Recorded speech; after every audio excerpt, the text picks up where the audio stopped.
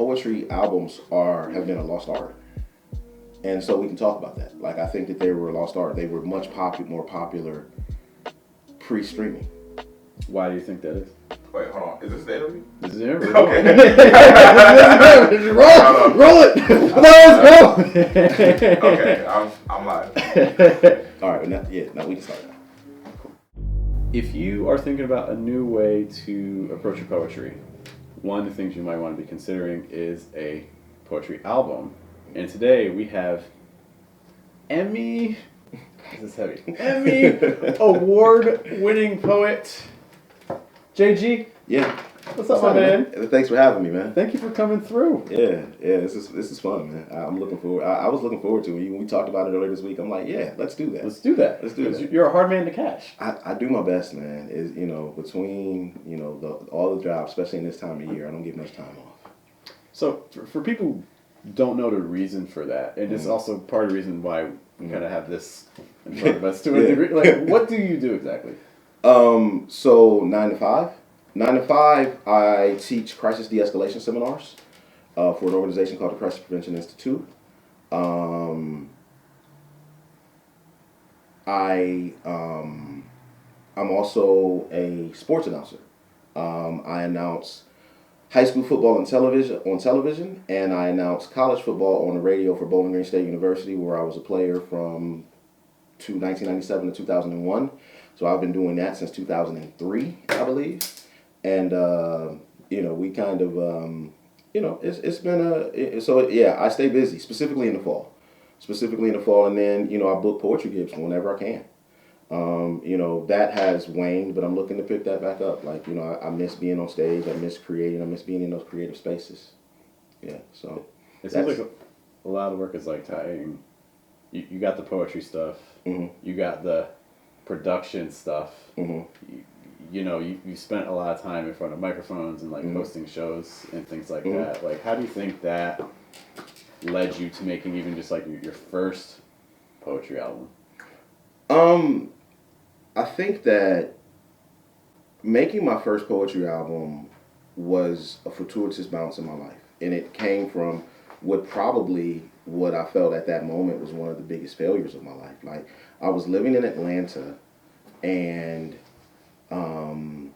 working in mortgage, but I happened to get into mortgage right before the market crashed. And so there wasn't a lot of money in it, and I wasn't able to sustain myself. I had to move back home, and I felt like a failure. But I came back in, and I met up with a bunch of guys who were rappers and producers, and they were friends, and they would have me like do poetry features on their tracks, interludes, things like that, and then eventually, I got the idea that I want to do my own poetry album. And back in those days, this was 2008, back in those days, that was when poets were there was a lot of poets, I don't say all, but there were a lot of poets who were literally doing these like self-funded tours, and they would get on the road, and the easiest way to make money during that time frame was to sell CDs. And so when you were selling those CDs, like that would be like, they might give you $100, $150, $200 to show up. And then they might pass around like a collection hat, collection plate, something like that. And then you would sell your merch. And a lot of people had, books, chapbooks, and CDs. CDs were always, for me, they were always so easy, right? Because you could take a small box and you may have 150 CDs in it, right? Books take up so much more space, especially with all the driving that I did around that time. And I'm driving through the South in the summertime. The books couldn't be in the trunk. They had to be on the inside where the air conditioning was, because if not, you have people I've heard of people who ruined the binding in their books because the glue melted. I didn't think of that. Yeah. Those types of things. And so, books were not as easy to gig with specifically in that time. I mean, people are doing it now, but, people aren't gigging like that anymore, right? The poetry chitlin circuit has dried up to a degree. And so, but I saw so many poets come through during my early career, 2006, when I was at Black Pearl. You would see Talam Acey, you would see Dasha Kelly, you would see Future, you would see all of these really amazing poets come through, and they all had albums, and I would buy them, and you would listen, and you would, I was taking notes. I didn't know I was taking notes, but I was taking notes, because if I ever wanted to do one, these were the things I wanted to do, these were the things I didn't want to do. I bought a lot of very bad poetry CDs. Like, a lot of very bad poetry CDs. I bought a lot of very good poetry CDs, but you were able to, pick up, I remember there was one track that Dasha did, specifically, and I can't think of the name of the track, but like, 88 Keys, the producer, produced her track. He's from Milwaukee, where she's from. And so it's like you got like really early 88 Keys production on this poetry album, right? And so it was really dope. Like, that time was really dope. And so after all those years of buying CDs, I knew I wanted to do one. And once I got back into a space where I had access to producers and recordings, I was like, let's go for it. You mentioned that you bought a lot of CDs. What makes a good CD and a bad CD. And I know that it's very different now with streaming, right? Like, it's very, like, the CD world is very, CDs, you get to kind of create a whole world and experience. And nowadays people are kind of, there's a lot more curation and selection of, like, individual tracks. But if someone's thinking about making an album, like, in your experience, what made a bad album?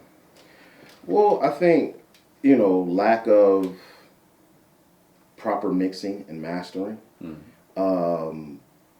A lot of technical music stuff. And as poets, we're not always privy to that technical music stuff, right?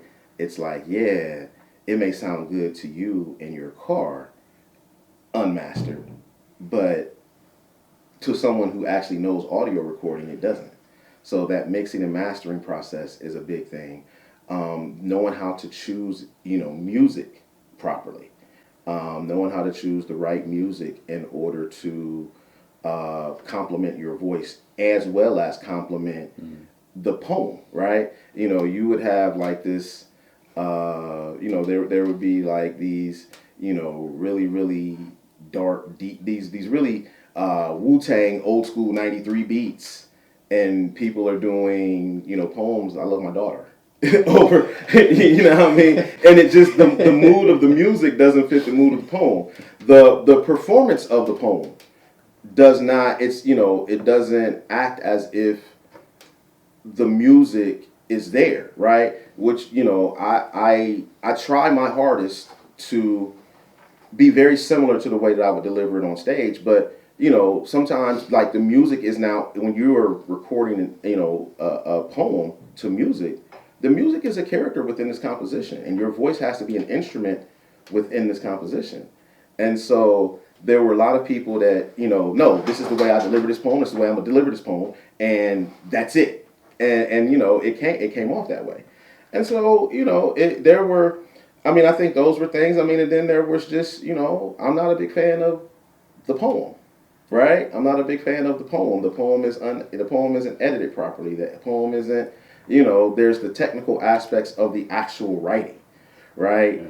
And so there's a lot of ways, but I think there's a lot of ways for any type of album to go wrong, right? But I think specifically for poets, because we are not traditionally recorded in that manner, it's a big learning curve. It's a big learning curve for us.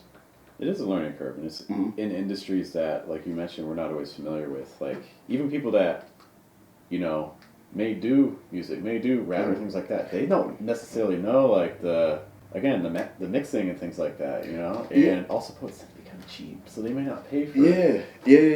And I think also, one of the things is, do you have a producer that knows how to produce for poetry, right? I heard a lot of poets who's, you could tell they went to an R&B, they went to a hip hop producer, I like this beat, and so they are going to be doing their poem over this 16-bar loop with an 8-bar hook or a 4-bar hook.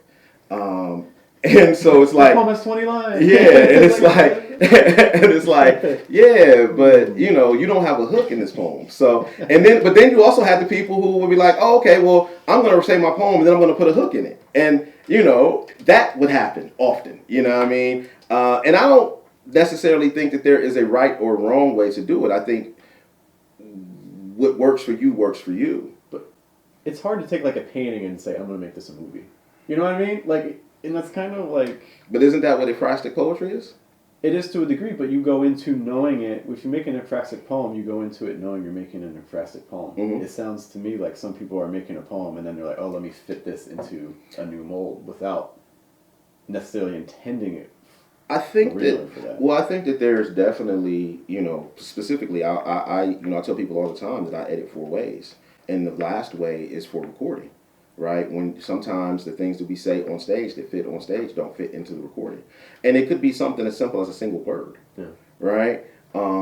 It could be something as simple as a single word. It could be, you need to do, and that's just specifically for recording, right? But in a lot of ways, what will wind up happening is that whatever the recorded version is becomes the version that's on stage, and that is, because it fits. So yeah, like editing is a huge portion of it, making sure that it's this poem. So what I'm getting from this is that, like, if you're considering doing an album, be intentional about it. Like even just taking the moment to like, oh, let me do serious, not just like light editing, like serious editing, make sure this is matching the format. Like match the form. Yeah, I mean, you want to. I mean, I think I think it's. I'm a firm believer that specifically, I want to say Jay-Z is the most successful spoken word artist of all time. It's a take, all right. Right? It's a take. I mean, the thing is that when we try to take, like, he's a poet, right? And the thing is that rap is just a form of poetry, right? We can listen to a music composition and say, I don't really like that beat, right? So you have to pick the beat that fits the mood of your poem, and you have to make sure that your voice, just because you like the beat doesn't mean your voice works on that beat, right? I have a deeper voice, so I'm able to cut through a lot. Poets who have lighter voices, they have to pick different music, right? And so you really just have to know yourself and have an ear for what it is that you want to hear out of your work. So, I'm thinking about people who might be watching this, and I'm guessing a lot of people haven't considered a poetry album. What they may have considered instead is like an audiobook. Or like, let me just record myself just reading the poem. Yeah. In a lot of ways, it's more accessible, right? I don't need, you're cutting out. You're cutting out a lot of money, yeah. What in your opinion is like the biggest difference between like doing like an audiobook or doing like a poetry album? I think it's the music. But I also, like, me personally, I don't know that I would ever want to do an audiobook. I don't know that I would ever want to do anything that style. If I did something where it was like my voice, I would want to be like record a feature and have a live album. That's what I would want to do. Because for me, that interaction, that immersion of being in a part of the crowd, like you're in your car, everybody's car now has a really good stereo system, and you get in your car, you turn on a live album, and you feel like you're in the crowd. Right? Audiobooks for me, I think they're successful and people do them, and I don't think it's something that I would ever do. But I think that the difference is that you go back to the griots of West Africa, they were performing the drums, right? You go back to Gil Scott Heron, you go back to the Last Poets, they were recording to music, and so spoken word has always had a really, really deep connection to the music. And so for me, I like that. I love to hear that. I love to hear a really good spoken word album, a really good poetry album. Like but that goes for when I'm listening to poets, but also when I'm listening to non-poets, right? When I'm listening to this new Clips album, you can't tell me that those guys aren't up there saying poems. You can't tell me that. Because that's what they are. There's a strict format, 16 bars, but the words in themselves, those 16 bars, is poetry. And so, I'm looking for that in all aspects, right? And so I think the audiobook, I feel like you have to be an amazing performer because it's just you, right? It's just you. It can work for some people. I probably could make it work. But if I was to do that, I would much rather do it live.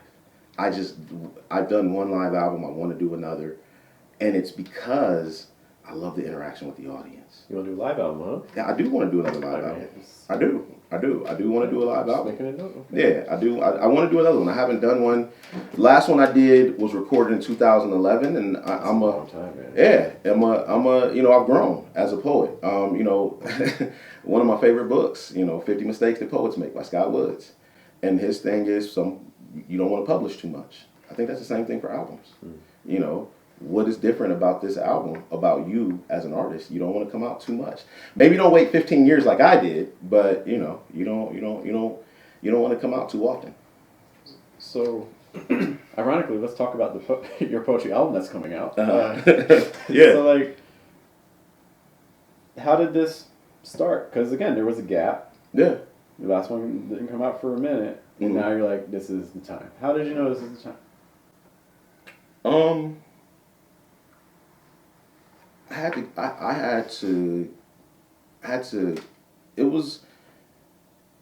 had to grow into being prepared. I'm a firm believer that things happen when they're supposed to, and I'm a firm believer in healing. Those years between 2013 and 2015 2010 and 2015, when I was on the road constantly saying poems in different cities, different states, sleeping on different folks' couches, big shows, little shows that were supposed to be big shows, all of those things. Earlier this year, I had a conversation with my brother about it, and I was really struggling with, I really just missed creating, I missed performing, I missed writing. I hadn't been doing that. And I had a conversation with my brother, and I was just kind of talking to him about it. And, he said something to me that just made all the sense in the world. He's like, bro, you burned out. You were manager, you were transportation, you were the writer, you were the producer, you were running your own show, you were doing all these things, and you did this, for the better part of 5 years. Like, you burned out. And You're doing it alone. And I'm doing it by myself. Like, I'm doing this, basically I got to write the poem, drive myself to the show, say the poem, drive myself to the next show. I'm doing all of this stuff. I'm booking myself, and so I'm doing all this by myself, and I had to accept, he's right. I did. I just burned out. And I never lost the love, but I had to figure out what it looks like for me now. And, shout out to Selah, Mr. Brewer of Liquid Crystal Project. He reached out to me, and, we had talked about working together, and he's like, yeah. And, he'd sent me a beat, and I was like, yeah, I'm going to see if I got, and I never really did anything with it. And then, we had bumped into each other again. I was like, man, I'm traveling a lot for work. And so he just hit me. He was like, JG, just record me a voice note a cappella. I said, all right, cool. So I sent him a voice note a cappella. And I'm thinking I'm going to hear from him in a couple of days. And like 30 minutes later, I hadn't even moved from the spot that I was sitting in. And he was like, ding, I just sent you something. And so I opened it up and I'm like, yo, this is amazing. And I automatically knew, like, I'm listening to what he had composed around it. And I'm like, yo, I know where I need to change to do a final draft to make this really what I would want it to be.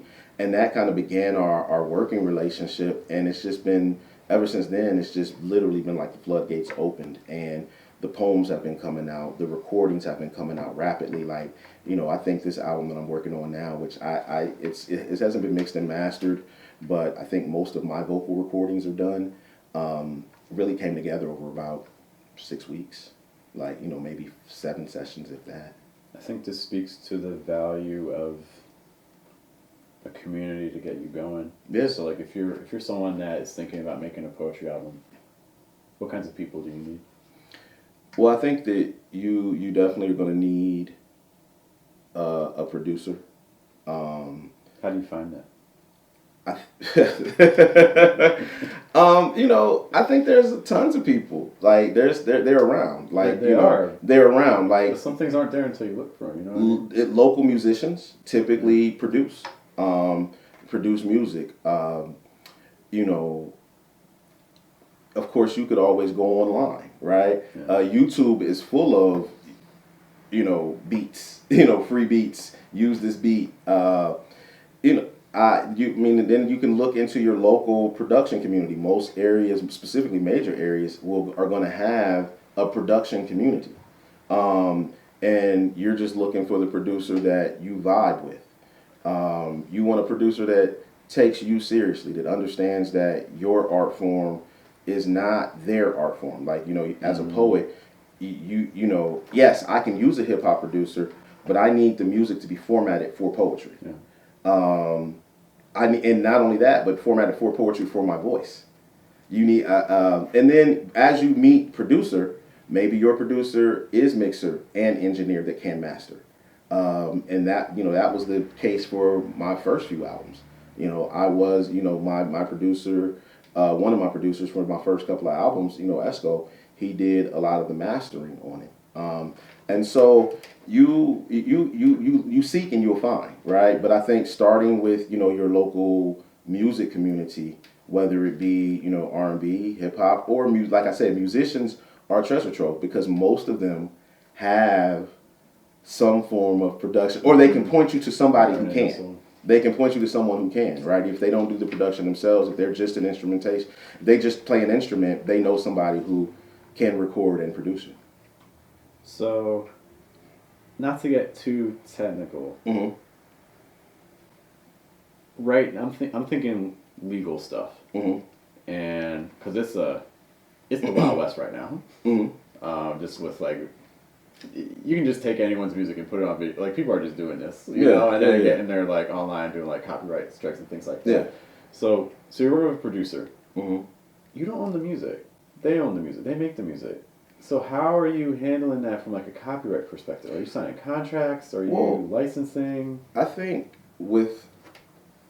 I can't work with someone who I'm not friends with, right? That's number one. I can't work with somebody I'm not friends with. And I can't work with someone I don't trust, right? If you are going to do it if you're going to put an album together, you're 9 times out of 10 going to put it on a streaming service. Right. You put it on a streaming service. You have, as you're going through the process of uploading to the streaming services through a TuneCore, or DistroKid, or Reverb Nation, whatever you choose to do, however you choose to do that, there is you go through and you talk about, in that process, you talk about ownership of the song. Right, and then you have to know a bit about the music business, right? Songs are 200% as opposed to 100, and so I own 100 of it, and you, my producer, own 100% of that, and that's how they get their credit and their residual, and that's how you get yours and your residual. Yeah. Depending on how big people are exploring music stuff, there's so many copyrights. There's the mixing has some, the songwriter has some, the actual producer has some. So it's that's why when Taylor Swift does everything on her own, it's whoa, just having your own stuff. I mean, it's funny because regardless of what you feel about watching her in NFL games, her as a writer performer, she's stellar for her audience. Right, her as a business, a person. Her as we're moving into that. We're moving into that. Yeah, whether you listen to her music or not, you have to respect and accept the fact that she has made an impact within that industry. Right, whatever the reason is, she's a voice for a large amount of people to the tune of, her 1 point something billion dollar, net worth. She's a voice for some people. And, and so when you have someone think about Prince. I remember, I love watching long form interviews, whether it's Drink Champs or Sean Stockman's podcast. I love watching and listening to that stuff, especially because I travel so much.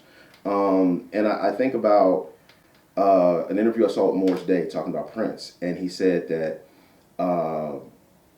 one day he came in with the time, and Prince said, "This is your new album," and he literally played the entire album, all of the instruments, all of the singing, all of the music. Those people are extremely rare. right? He wrote and produced and played the instruments on all the demos, and then all they got to do is go in there and execute, and then they execute on the road. Like, those types of folks are just rare. They're very, very rare people. And I think that if you're even just able to write and perform it, that's a rarity, right? How many people have writers? And how many people have made a very comfortable living off just being a writer and never being on the front of the stage? Yeah. So I think that, there are, I think that, as a poet, right, you should be writing your own stuff. As a poet, I've heard of poets who are producing their own stuff. Like, that was a thing. I knew a couple of guys that I produced too, so they produced their own stuff. That's not my lot in life. I feel like I have a very good ear for what I like and what fits me, but I don't necessarily feel the need to produce it myself. Right. I like to let people who know more about music than me do that. Yeah. Let's get into this concept with the album. People can still make CDs, but a lot of people, you give them a CD, they don't even know what to do with it. I don't even have anything. I don't even have nothing to play on. Yeah. I don't even, My car can't even do anything. Yeah. So most likely, if we're doing an album, we're doing it online. Streaming. Yeah, it's going to be streaming. You're streaming. I mean, unless you're one of those people, the only market, from what I understand, that is like physical music that is still growing is vinyl, right? Are you doing that, by the way? I'm considering it. Okay. I'm considering it. Like a limited run or something. Yeah, I think it's something I've considered because, there are those people who want vinyl, right? There's those people who want vinyl. It's just, is the demand there? Like, is it there? Like, I know, like, I did a outro for J. Rawls on the J. Rawls album 2014, 15, somewhere in that area. And, he released the album on vinyl, and Barb Fant did the intro, I did the outro.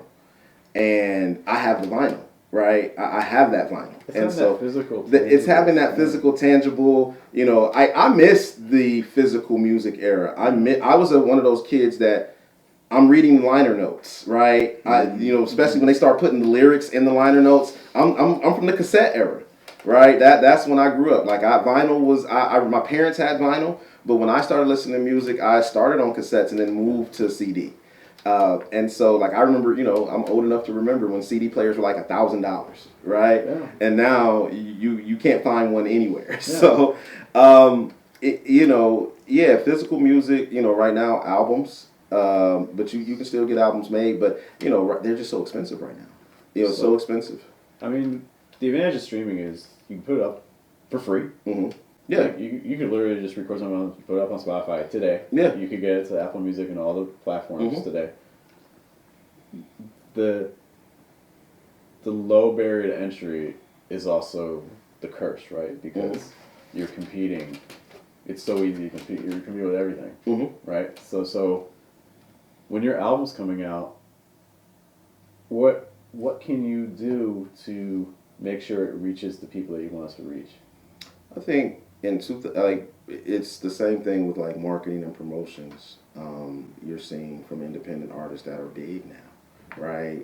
You see a lot of these artists like Taylor Swift or even Kendrick Lamar. They did their major label thing. Now they just have a distribution deal, and it's up to them to generate. Taylor Swift, Kendrick Lamar, they have even Drake, right? They can say on Twitter, album coming out at midnight, and have 1 million plus pre-orders. But they have that advantage, right? Because they played the system, they got big on the system, and now they can deviate, right? But I think, honestly, I think that marketing, our social media is a huge marketing platform. Like, people who listen to my albums and have liked my albums over the years, because I'm on social media, because I'm still active there, because I talk and flick and video and all of those things, they'll find it. And then it's all, finding new folks. I do think that there's a portion that, you need to be out and active in art spaces, in the community. Because what artist doesn't tour their album, right? And if, again, may not look like, the Grand National Tour, but, take some gigs, take some merch, get on the road, go to your spot, go to different spots. I think that, and then of course you do have that option of putting your music, on a TikTok or a Meta or, and you never know, you never know who's going to find it and like it. When I took my albums off, and I regret it to this day, but during the years when I was traveling full time, money was tight. And back then it was like $200 a year to keep albums up. And I just, couldn't spare that back then. And so, but I remember I released my albums, and when I had them on streaming services and I took them down, a few years later, I get an email, an inbox from a guy in the Dominican Republic. And he's like, hey man, I really love your work. Could you please put it back on streaming services? I don't know what happened to it. You don't know where it's going to go. Like, it's like, but you get these reports back, and these reports are like, yeah, you've got listeners in Belarus. Like, it's like, who is listening to me in Belarus, right? So you just never know where it's going to wind up or where it's going to go. I think it's important just to do it. It's important just to do it. And I think one of the things that, like, you asked me the question earlier, why now? I had to remember that I love it. Right? I had to remember that I love it. And you should only do it if you love it. Right? If you're doing it to get famous, if you're doing it to make a bunch of money, you're probably not going to succeed. People see through it. Yeah. Well, I mean, not even people see through it, but, fame and money aren't necessarily the only way to tell if there's quality art. Right? And so you have to love it. Like, I genuinely love recording. I genuinely love writing. I genuinely love performing.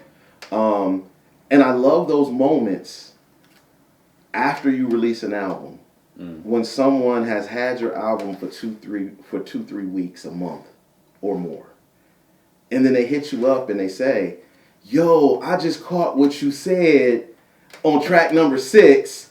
That's crazy. Those moments, right? I love those moments. I love leaving those Easter eggs for people. It's that replay value, right? It's the replay value of, if I understand it and I get it the whole first time, no, I want those layers. So that when you have those layers, so the person who really is listening is going to pick up on it maybe the 6th, 7th time they listen to it and be like, yo. And they may reach out to you, they may not. But they still, there's that moment where you have the replay value. It's weird. Like, I released my first album 15 years ago. There are people who still listen to that album 15 years later. I don't even listen to that album 15 years later, right? But they still listen to it, and they still hold it near and dear to them. So, I think one of the things for poets is important for us to do our best with our albums, because recording poems is such a new art form. That's not a way that we have traditionally consumed poetry. So I think it becomes like I can't count how many times people have told me, your poetry album was the first one that I ever bought. If I give them a bad album, how do they feel? Yeah.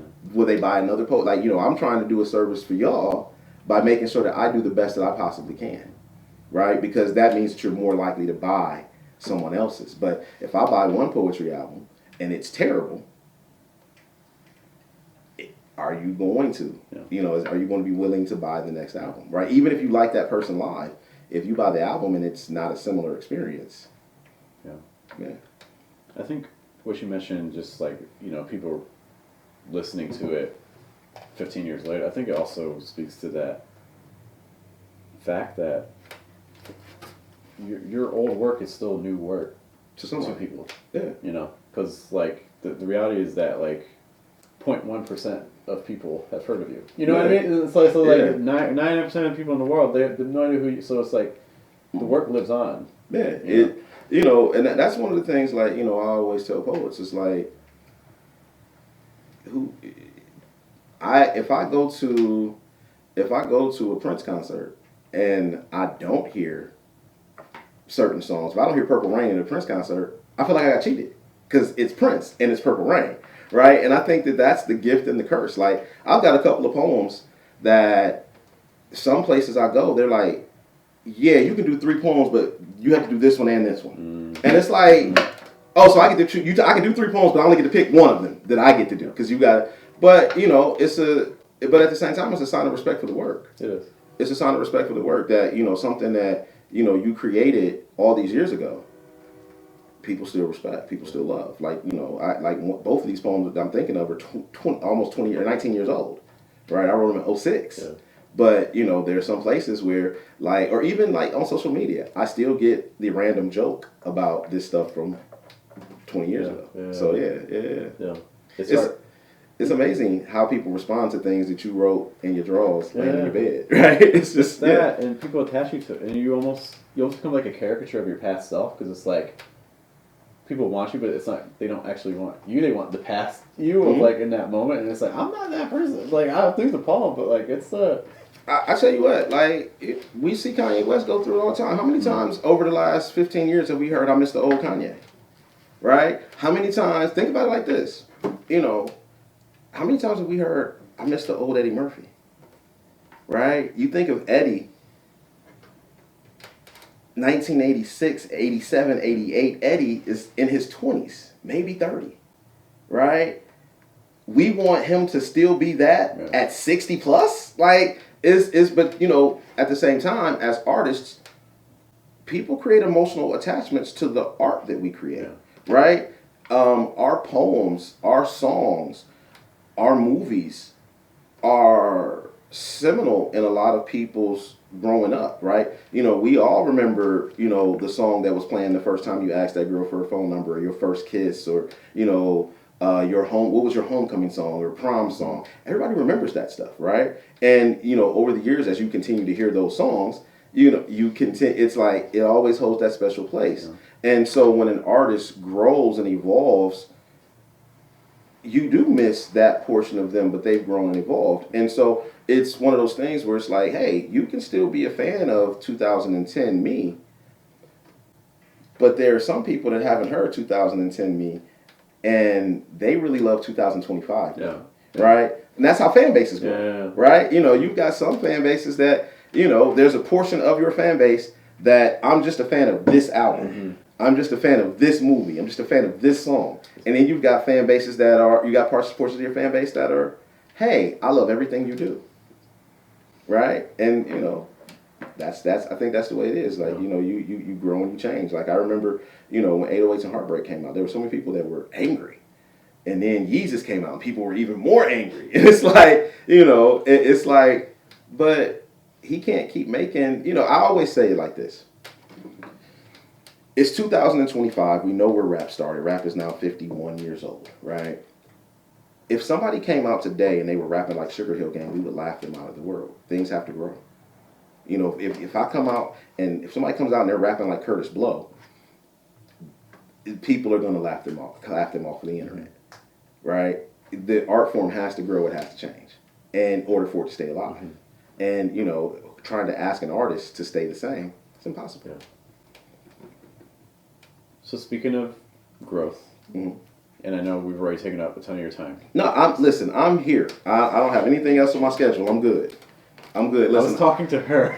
Oh, okay. My bad, baby. You ain't got nowhere to go either. We gonna get something to eat later. This album, more than a decade later, you've grown. Mm-hmm. What are 3 things that you think people need to know about this upcoming production you've got coming up? The title is It's Personal. And it's a mature me. I want to slow down a little bit. Who's it personal to? I think it's personal to me, but I think it'll be personal to other people. Okay. Right? I believe that, testimonials, right? You tell your story, somebody else relates to that story, and it becomes personal for them too. So it's personal. That title came to me, I was like, if I'm being completely honest, I did not go into the studio with Selah saying I'm going to make an album. I went in saying I'm going to record this one track and, we'll see what happens. And then I went back, and before you know it, and he played some music while I was there the first time, and I was like, well, let me see what I can do to that. Right. And then before you know it, it's like, we're like 10 tracks. It's like, but it was just 3 weeks ago, 4 weeks ago. But, that's how it happened. And I think The title of it is personal, and a lot of it is if it's not personal stories, then it is personal feelings, right? Not everything is, but a lot of it is me telling my personal stories. But most of it is, most of it is that. But there is some stories that are just these are my personal feelings. There's a couple of, but even the stories that are personal feelings are indicative of my love of things like the Black community, right, and our customs, or the things that we face and the things that we deal with, and so it's personal. Like but also I think,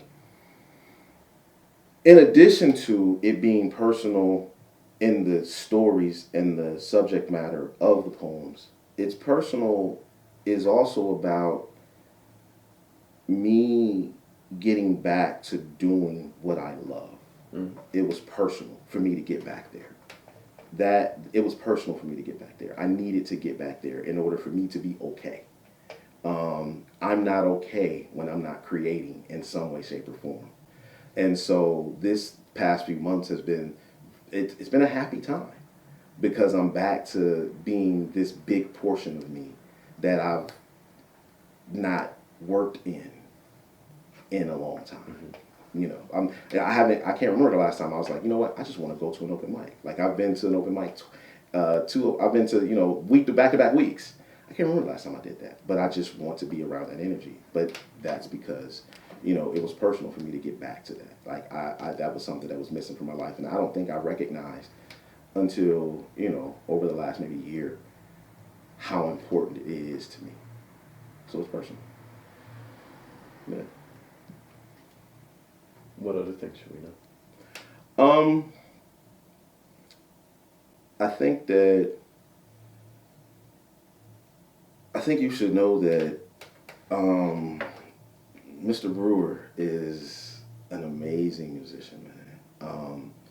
He is, working with him has been really easy, considering that, he's not somebody that I knew very well previous to us working together. Like, we knew each other from the art scene. But working with him, and so his ability to add little pieces of melodies and things to the work, throughout the work, is really going to stand out and show.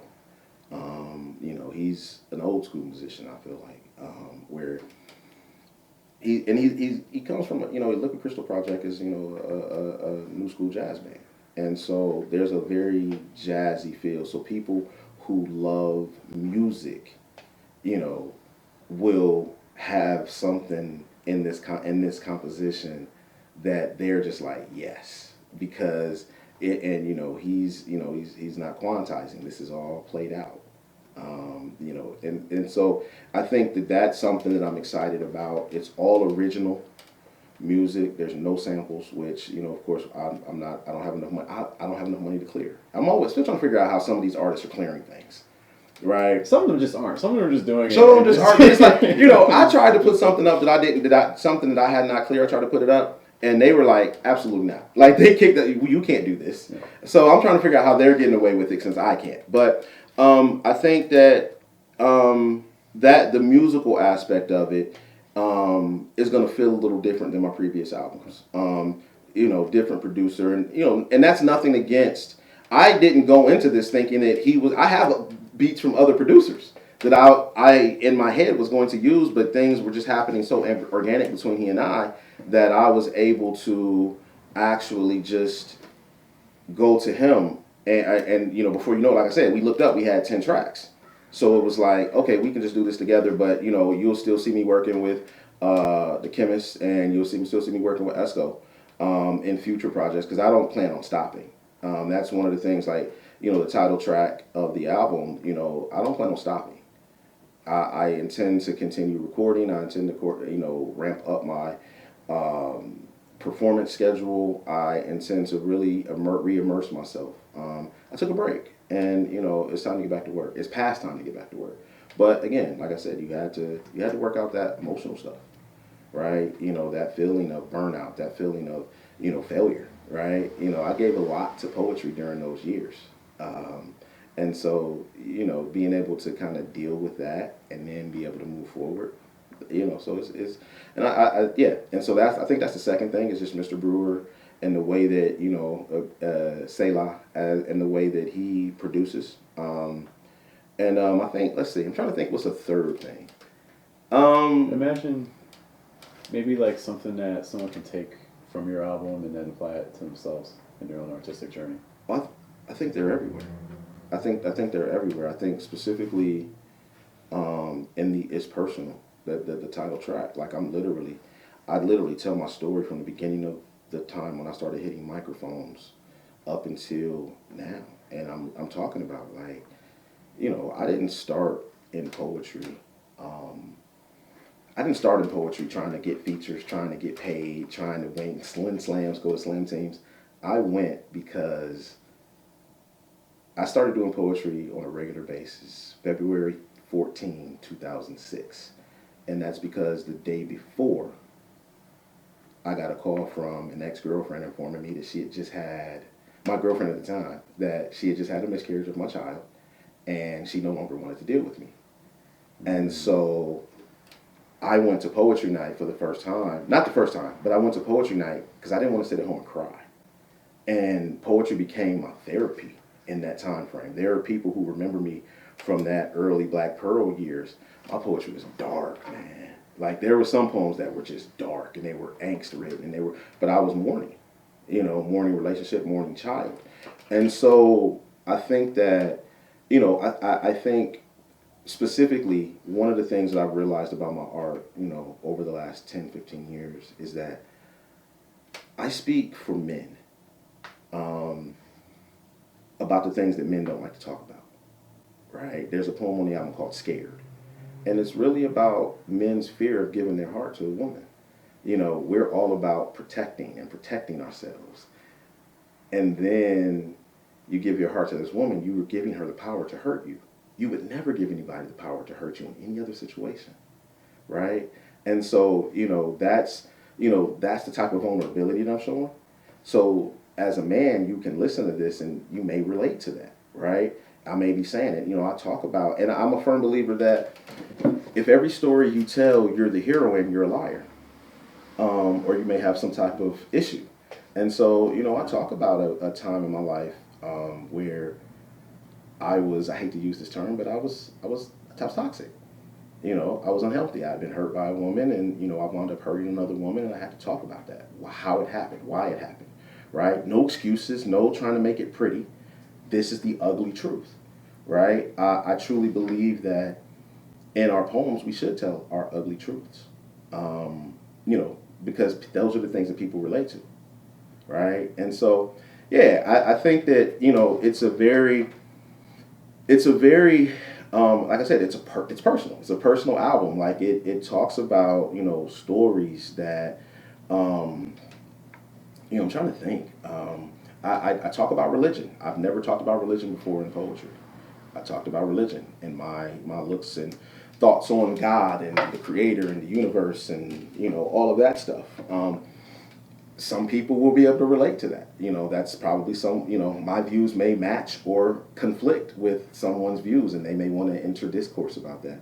It's, you know, it's a wide, wide-ranging art album, but it is very focused here. Yeah. Right? It's very focused here. It's from the heart. It's not from the head. Yeah, it's a John Gibson album, right? Everybody calls me JG. Nobody knows what my real name is. It's a John Gibson album, right? I could easily call it a John Gibson album, and it would still be very, very. It would still be very useful. I'm excited, man. I'm excited. Like, you know, I did not. Like I said, I didn't. If you would have told me in May I would have an album almost to completion in September, I would have been like, really? Yeah. Because it wasn't on my thing. It wasn't on my. I can say it wasn't on my things to do list, but it wasn't. I didn't know how I was going to do it, and so things happen when they're supposed to.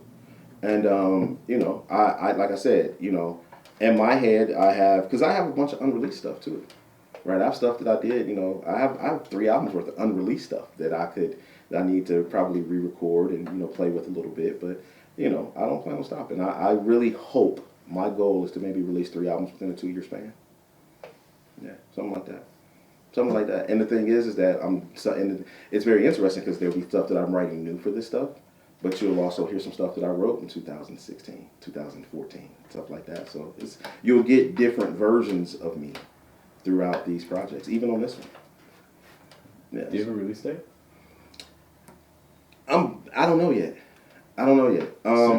Winter. Let's say it'll be cold outside. 2025. Right. I promise you the temperature will be below 50 degrees. Barring a heat wave.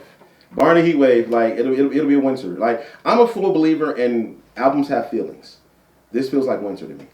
There's certain albums that feel like summer. When I listen to the Purple Tape, right? I feel like that's a summertime album, right? There's certain albums that feel like winter. This album feels like winter. This album feels like, fireplace, hot cocoa. Okay. Heavy coats and sweaters. Cuddle up with your lady. Okay. Yeah. Winter 2025. Yeah, winter. We're gonna look winter. Cool. Yeah. JG, thanks for hanging out with us. Man, thanks for having me. Appreciate you. Thanks for having me.